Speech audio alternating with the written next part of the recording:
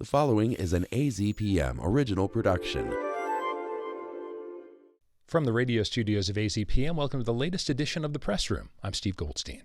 Coming up, the newest member of Congress, Southern Arizona's own Adelita Grijalva, joins me to talk about her plans once she gets to Washington, D.C., and a U of A political science professor on the impact of independent voters and how divided the electorate really is. Those stories and more next on The Press Room.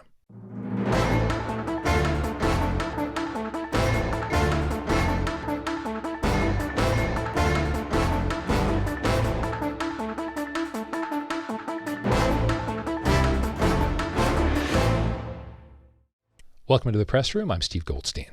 On Tuesday, the special election in Southern Arizona's 7th Congressional District took place, and the seat that has been open because of the death of longtime Congressman Raúl Grijalva has now been filled, as his daughter Adelita Grijalva defeated Republican Daniel Gutierrez.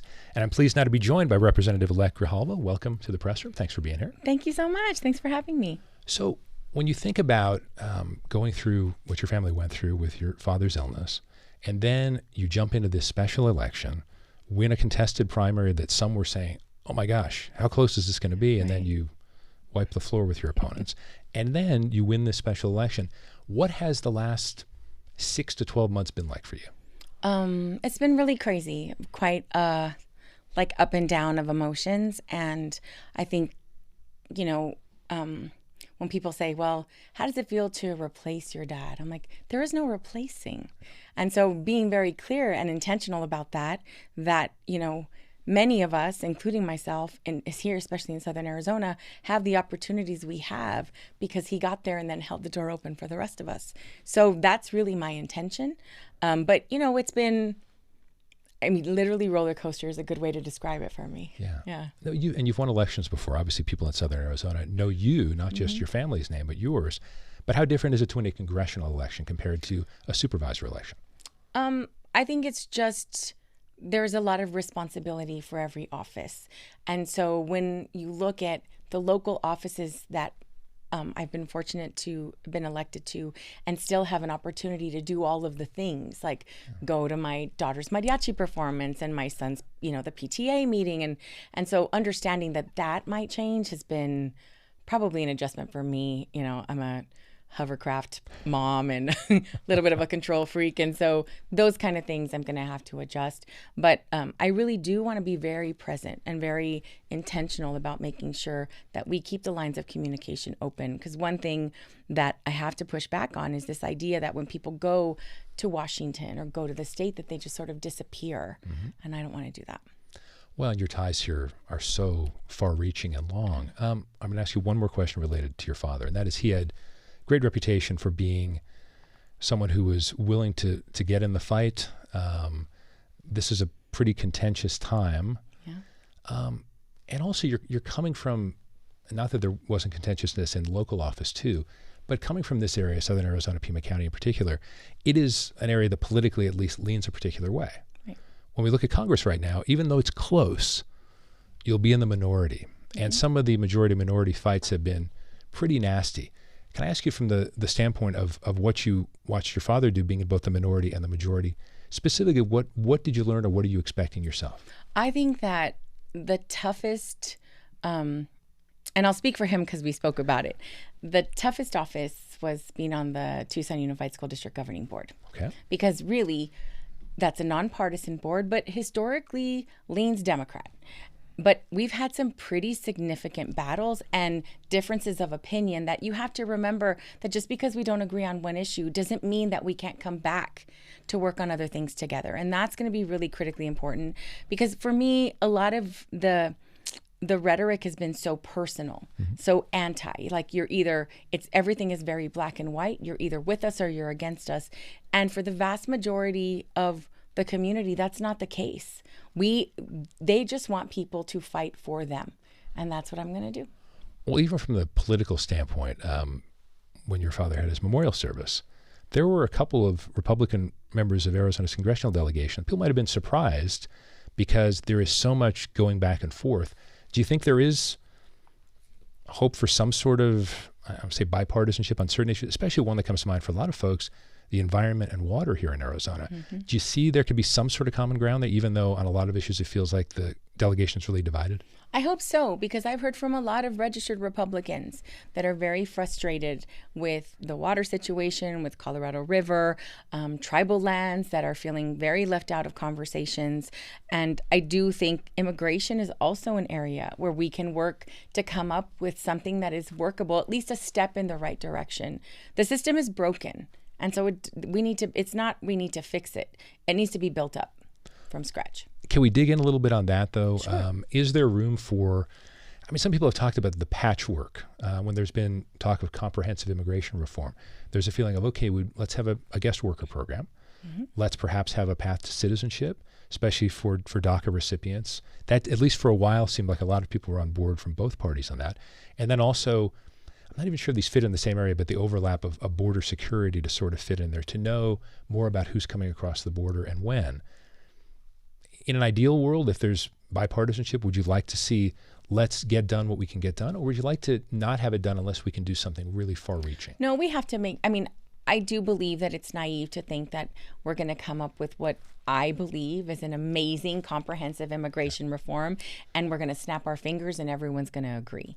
So I do think we have to have pathways and steps. And unfortunately, so many people are just so divided on the issue until it impacts them. And especially in this community in CD7, we have many mixed status families, many business owners that were going through the legal process to become a citizen, had total permission to be here, are business owners and currently detained. And so once that you sort of see who is being targeted, the idea that everyone is a criminal is completely inaccurate, and we know that. And so pushing back on that rhetoric is really important. And there's been concern about immigration courts as well, obviously, with ICE agents waiting to rearrest, or in some cases just arrest for the first time. Well, cases are being dismissed, and people are following the process. All I hear is, well, if they would just do it the legal way. That's what they were trying to do at court. Why do you think you can find them at home? Because they're registered. They have a TIN number and are contributing to our tax base. And so when we continue to see this slip of our economy in this nation, we can point very clearly to when it started to happen.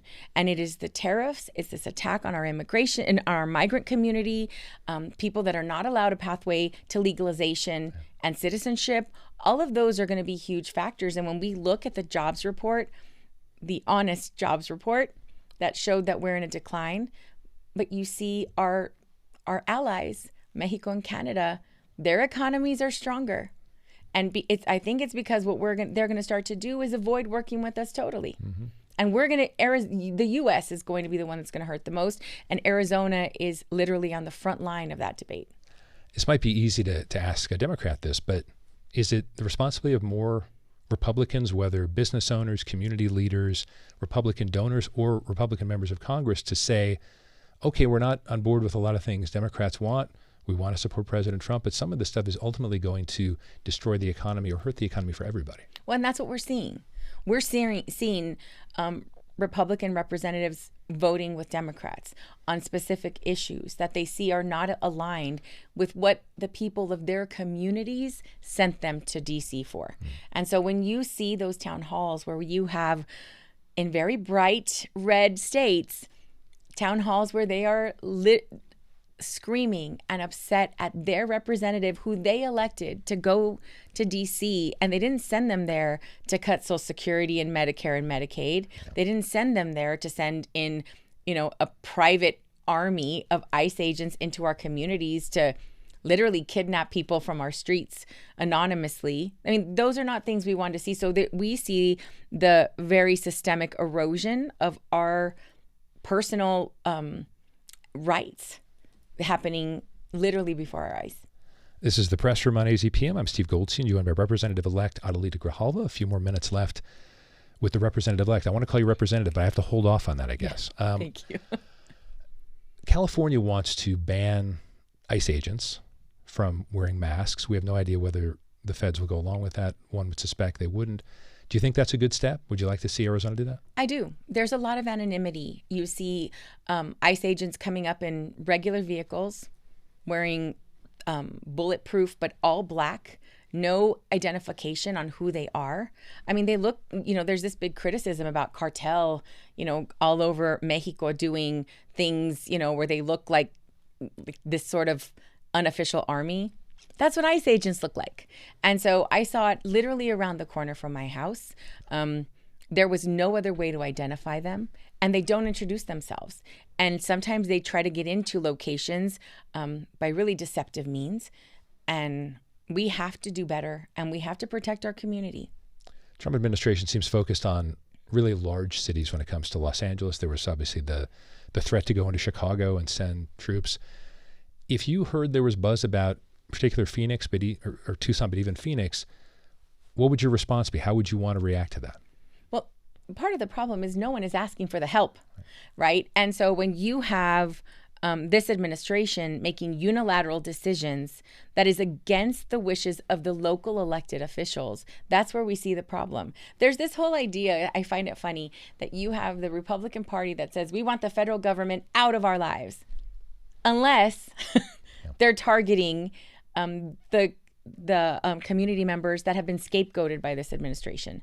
And so I know our governor would stand up. We'd have our AG Chris Mays stand up for us. And I think it's so important that if you look at the cities that they're targeting, they're bright blue cities in states where Trump is trying to make a name for himself and push his weight around.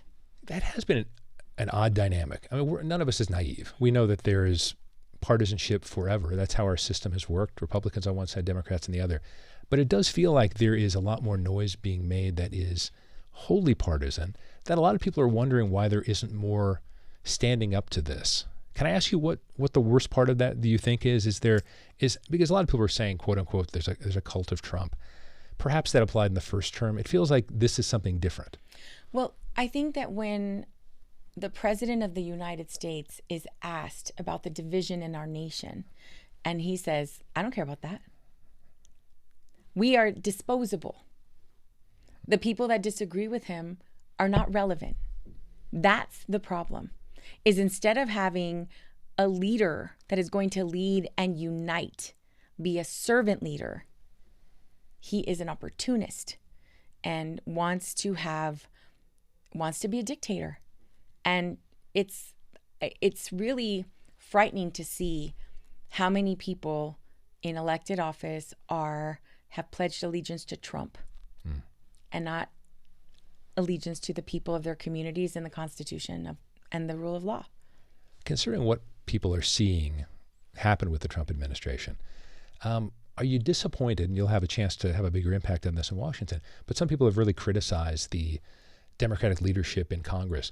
Not that they aren't saying certain things that people might want to hear, but that there hasn't been enough, let's say, aggressive opposition. Do you think that's true? Do you think that's fair or unfair? I mean, I'm not in the conversations. And so I think that I always take a pause when I'm not privy to all of the details.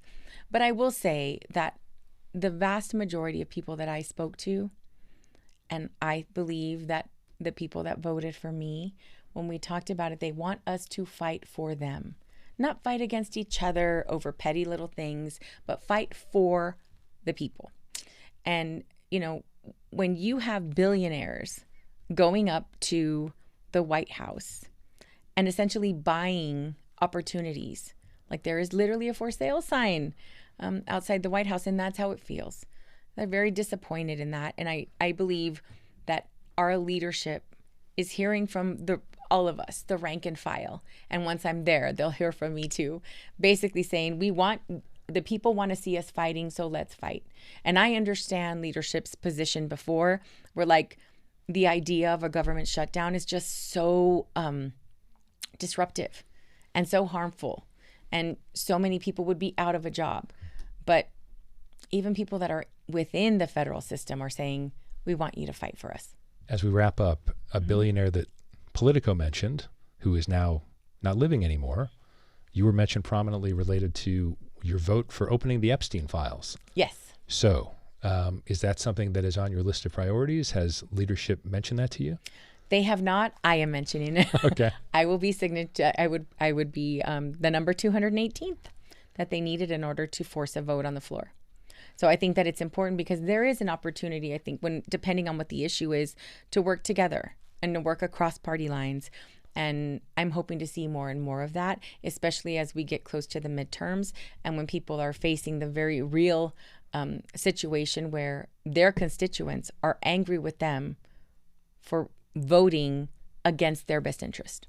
And finally, is there, even with all that's going on in the world and people are just saying, God, I want to turn off my TV, turn off my radio, do you find some reason for optimism as you go to Washington? This is hope. This election, I mean, almost 40 points on with me speaking specifically about progressive ideals and the importance of protecting our environment, of public education, of the economy, affordability, protecting our rights and our democracy. And there was an overwhelming number of people that showed up just to vote in this race. And so I'm very hopeful. We have to. Okay. We have to be hopeful. Representative-elect Adelita Grijalva, congratulations. Thanks for being here. Thank you so much. I appreciate it. And the press room continues after this. Hi, I'm Kevin O'Connor, host of This Old House. This Old House has been on PBS for a long time, and we want to keep coming into your house week after week. And just like construction builds, good partners are essential to a project's success. That's why your support of AZPM is so important. The financial contributions of viewers just like you is what keeps This Old House on the air. So visit support.azpm.org and make a donation today. And from everybody at This Old House, thank you. Welcome back to the press room. I'm Steve Goldstein. Representative-elect Grijalva will be serving in Washington at a time the country feels as divided as it has ever been, at least in modern times. What could that mean for voters generally and independents more specifically? With me and I talk about that and more is Samara Klar, political scientist and professor in the U of A School of Government and Public Policy. Welcome back to the press room. Thanks for being here. Thank you. It's great to be here. So from 2020 until today, about 5 years or so, 170,000 more registered independents in Arizona, about 90,000 more Republicans, and more than 100,000 fewer registered Democrats. That's right. What's the rise of the independents there over the last 5 years? Why is that? And just based on math, does that mean a lot more Democrats are becoming independents? Can we read that? Well, Arizona has been growing as a state, so in large part it has to do with the population increase and more people registering to vote in the state. But, you know, for the past 25 years, we've seen independents rise consistently, not only in Arizona, but across the country. So this is a national trend where more and more Americans are deliberately choosing to not identify with either party. This doesn't mean they don't prefer one of the parties. They usually do, but they don't want to associate with that party publicly. So independents, I guess we can't really label, when we think about swing voters, does that fit independents, or are there still those in the Republican Party and the Democratic Party who are moving toward the middle? Well, independents specifically usually do vote for the same party over and over and over again. So if you ask an independent, which party do you prefer? Around 75 to 90% of independents have no problem telling you that there is a party they prefer. And what we find is that election after election, independents who say they prefer a party are as likely to vote for that party as a professed partisan. So voting behavior among independents doesn't typically look that independent. Now, obviously, independents are different from partisans in certain ways. Primarily, they're not going to put up the yard sign. They're not going to have the bumper sticker. Okay. They're not going to volunteer. They may not donate money. So they're not doing things that a partisan will do. But when it comes to voting, they look pretty partisan most of the time. So in this state, if you're an independent, you have to request a party's ballot to vote in the primary. And so independent participation there has not been too great. How much does that affect the system as we move forward to the general election? If independents, if either that step weren't there, where you have to request a party ballot, or I can just be independent and vote for whoever, do you think that would involve more, or that would get more independents involved? And do you think that would actually lead to perhaps different outcomes than we see? That is certainly a theory that a lot of people have and a lot of people would like to see tested here in Arizona. It was in 1998 when Arizona switched to allowing independents to participate in primaries. But as you say, there is this bureaucratic hurdle. You have to request a ballot. You have to say which party you're going to be, or which election you'll be participating in. So if you look at registration data sort of from the 90s to today, if you don't know about the 1998 change, you would notice that in 1998, all of a sudden, tons of people started identifying as independent. It seems like this massive shift, which it was, and that was largely because people were now told they could participate in the primary system. It doesn't mean they do participate in the primary system. Most Arizonans, independent or not, are not voting in the primary system. But that is something that I think a lot of people would like to see. We see a lot of sort of nonprofit organizations in Arizona and activist groups actively working toward that goal. So earlier in the program, we had the conversation with Representative-elect Grijalva. She defeated Daniel Gutierrez, the Republican candidate. And last night, on Tuesday night, one of our reporters was able to get him talking about the importance of bipartisanship. Adelita and I have not attacked each other. And I've had attacks from my own party because I didn't attack Adelita. There's a lot of people from the South Side here right now that would have never been with the Republicans. I've opened eyes. I've showed the Republicans what they can do to win CD7 or to start winning seats within Pima County. And it requires them reaching across the aisle and becoming friends with their neighbors so that they can hear what they have to say. If they're screaming at each other, no one's going to listen. You got to sit down and start talking. We've got loud people on both sides that are ripping us apart. And I'm really hoping Iran to bring us back together, to unite us. And as you can look around you, that's exactly what I've been doing. I mean, this room is full of Democrats and Republicans. So Gutierrez's words were very focused on he thinks the Republicans should try to reach across the aisle more, certainly in areas where, in his particular case, Democrats dominate. And yet at the same time, because of perhaps the popularity of Adelita Grijalva, but also the way the districts are drawn, he lost by nearly 40 points. We'll have the official numbers coming in. Is bipartisanship possible, and does it feel strange to maybe hear that from someone who was in a district that favored one party over another and he had no chance of winning? Is it good to hear someone like that who lost by a big margin still say that? Absolutely. We know from political science research that what party leaders say really does matter, it especially matters among voters who are really hostile toward the other party. So we talk a lot about this concept called affective polarization, which means that Democrats and Republicans really dislike each other more than they used to. And it's kind of a puzzle in American politics because Democrats and Republicans don't actually disagree with each other any more than they ever have. They just dislike each other more. So that's sort of what we're all trying to figure out in political science. Where is this dislike and disdain coming from, if not issue disagreement? But what we know is that when party leaders say that they support bipartisanship or they support compromise, when they renounce political violence, it does have an impact. So I think it's great he said that. I think that is what political leaders should be saying because it doesn't ring hollow. It does have an impact on their voters. So why is a tough question on this, but why don't we see more of that? Especially from those who are already in elected office, it might actually help what they want to have get done easier. Well, we know voters want it. They want civility. They don't want their leaders to sort of bend over backwards and give up on their values and their principles. They do want their leaders to fight for what they believe in. But voters, Democrats and Republicans, really dislike all of the sort of name calling and bullying and aggression. It's why we see more and more Americans not watch the news. Except for this show, of course. Of course, yes, thank you. More and more. But why we see more and more Americans they say they don't like either party. That percentage is going up. So do you like the Democrats, Republicans, or neither? A lot of people say neither. Over a quarter of Americans, the last polling I saw, said they don't like either party. So voters really do want this. We also know, though, that, not to disparage the media, but when politicians say outrageous, aggressive, crazy things, they get attention for it. Yeah. And that attention can be helpful. It can increase donations. It can increase, even name recognition in elections. So that does seem to be the primary motivation, or at least the primary incentive to engage in the kind of behavior we know voters don't like. So in some of the recent work you've been doing, and I guess a book is forthcoming as well. Recently out. Okay. Yeah. The phrase, the distorting effect of polarization. So before we wrap up, I want to ask you about that. So where is that come from, in the sense that many people, and I hear from people every single day, who say if we just didn't have social media, we'd be all set. Yeah. And there may be something to that, in the sense that if there are untruths, it's easier to get them out faster. But for sure. What are some of the other factors? Well, when we're seeing just nonstop aggression, hostility, and sort of extreme right and extreme left figures dominating our media environments, people start to really think of those as the prototypical Democrats and Republicans. And it's something I say to my students all the time. I mean, I have very politically diverse students here at the University of Arizona, which I absolutely love. And we always start the semester by saying, Donald Trump and AOC are not in this classroom.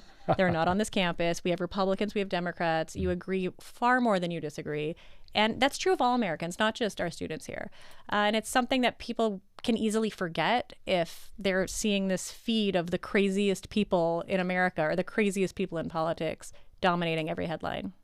Is there generational hope for that to change then when you talk about your students? Because one would think that younger folks are the ones who are most influenced by TikTok, social media, example. About 30 seconds left for this big question, but is there hope for the future, especially people in your class?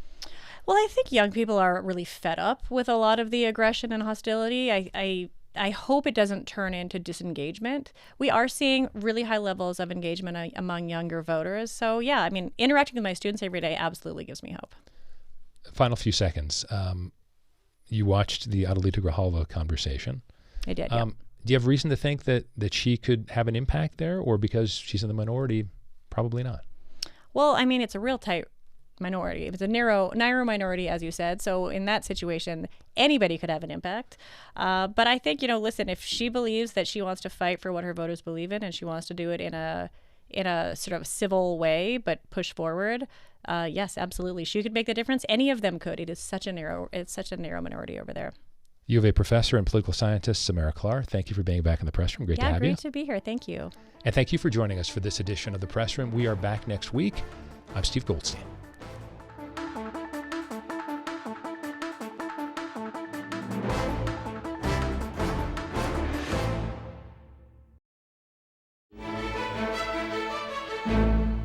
Thanks for watching the press room here on YouTube. If you have a question about something we talked about, please leave a comment below. And for more press room, click right here.